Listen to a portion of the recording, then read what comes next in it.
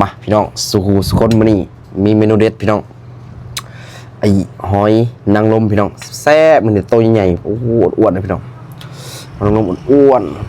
ๆผักกับผักแก้มพี่น้องยอดกระถินโอ้โหยอดกระถินอ่อนๆแล้วก็พี่น้องเทียมเจียวนี่พี่น้องมาหอกลายใหญ่หางพี่น้องแซ่บน้ำกันพี่น้องโอ้ยเอาอันนี้ใส่จังหน่อยนี่ตัวเข้าไปพี่น้อง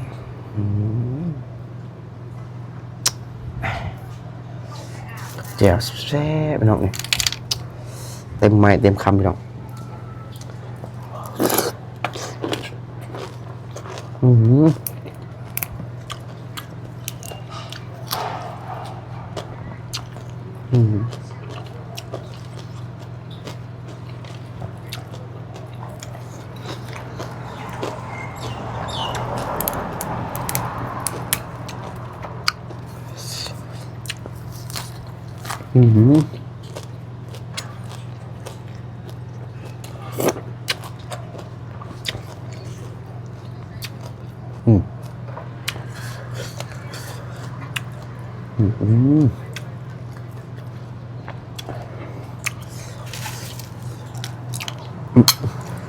ใส่แจ่วพี่น้องโอ้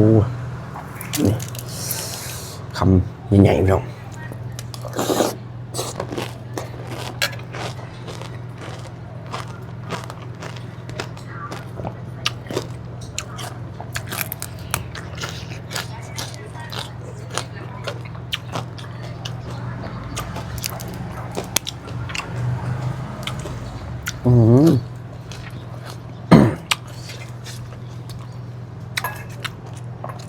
แบบสดๆนี่บุกข้าวพี่น้อง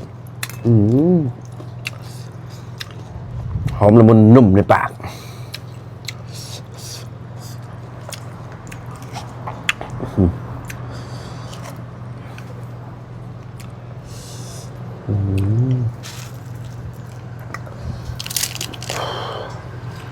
แซ่บพี่น้อง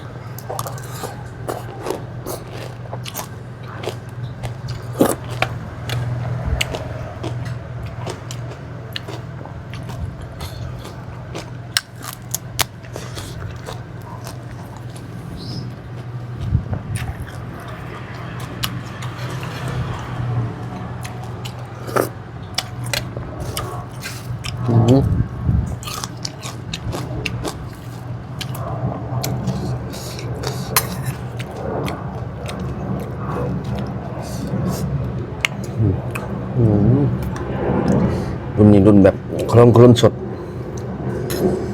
นี่พี่น้องนี่โอ้คล้นสดนี่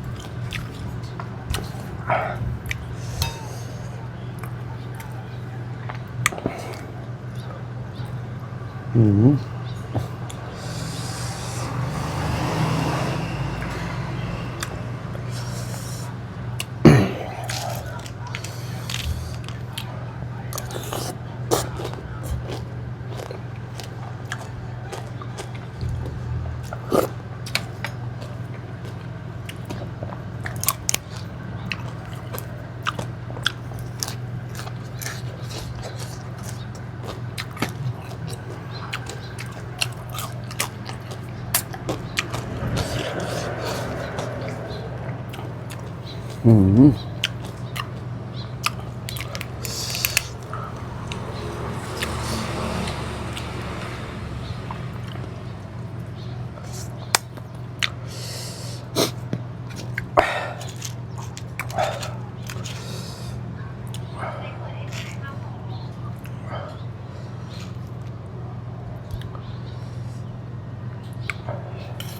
อุ้ย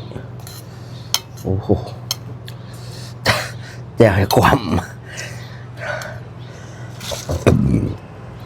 นี่เนาะโอ้โหทำยังไง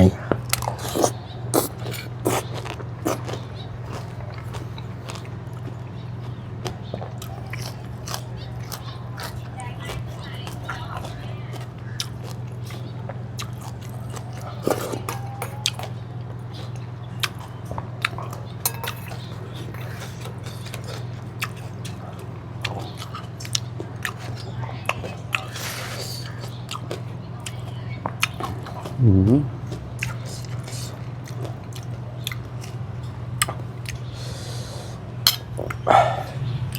อุ้ย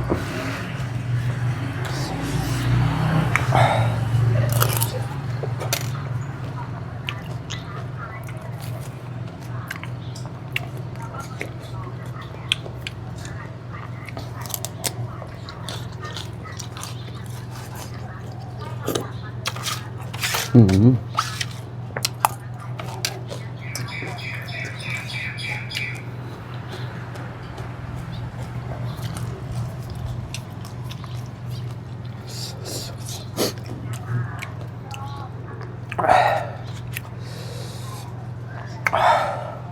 โอ้เผ็ดเอาเรื่องพี่น้อง